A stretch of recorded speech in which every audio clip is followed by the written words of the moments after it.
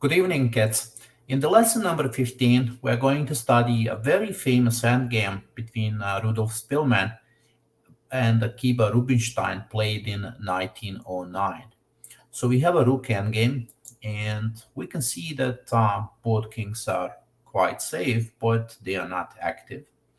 The rooks are great, right? Both rooks are excellent.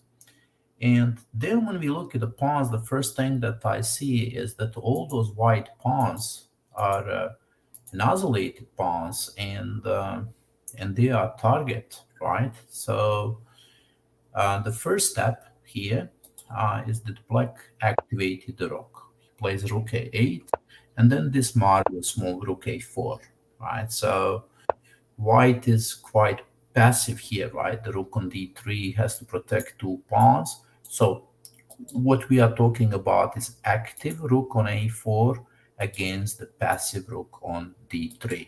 Now, the next step is black is bringing the king into the game. That is important strategy in most of the endgames. Right? So now we have a centralized black king that is very strong, but of course it's still very difficult to win this game, right?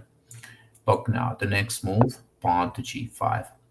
I like this move because it is really clearly showing that this pawn on h3 could become a target, right? So this pawn now cannot move, and that's why this g5 move is very important. Rook b3. Black plays f6. Otherwise, he wants to prevent the skewer, right? And losing that pawn. King e3, king c4. Wonderful move. King c4. Look, another activity with a king. So now let's stay in this position for a moment, and you can see that both black rook and black king are very active, and the white pieces king and the rook are in defensive position, right?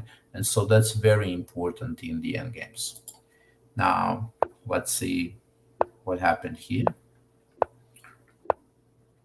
Rook e7, king takes, and this move. Now look at this move, rook e5. Basically stops the pawn on a4. Now, yes, this rook is from behind of the pawn, right? That's what the rooks are usually supposed to do. But in this case, look, this rook is not so active, right? So the rook on a5 stopped the pawn on a4. And from here, we are going to learn a very, very nice strategy. Pawn goes to d4. And look at this idea now. Black is replacing the rook with the king, right? So he's blocking now the pawn with the king. Now, let's see what could be the reason for that, right? Look, he wants this rook to be active, to keep attacking, right? Otherwise, he's not going to be able to win the game.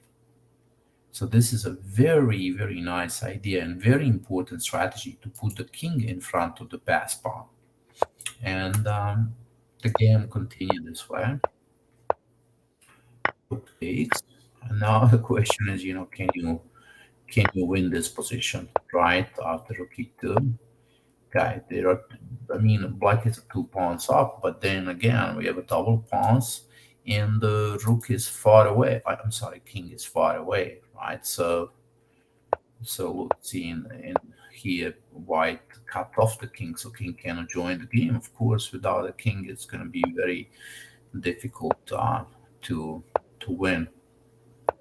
And rook h1, but white thought that he may be okay here by going down to rook h7, capturing on g7. But look what happened here. King e6, and now after king f5, black is bringing this position into the pawn endgame. G6, he takes, and after king e5, now black is clearly winning because g4 and king f4 and king f3 and king f2. So we've learned some really nice ideas here. I think the most important was that king a5 idea, right? Blocking this pawn, right? And of course, in the beginning of the game, how you activate first the rook and then the king, right? That's very important in those rook endgames. Okay, kids, I hope you enjoyed this lesson, and I'll see you again in the next one. Bye bye.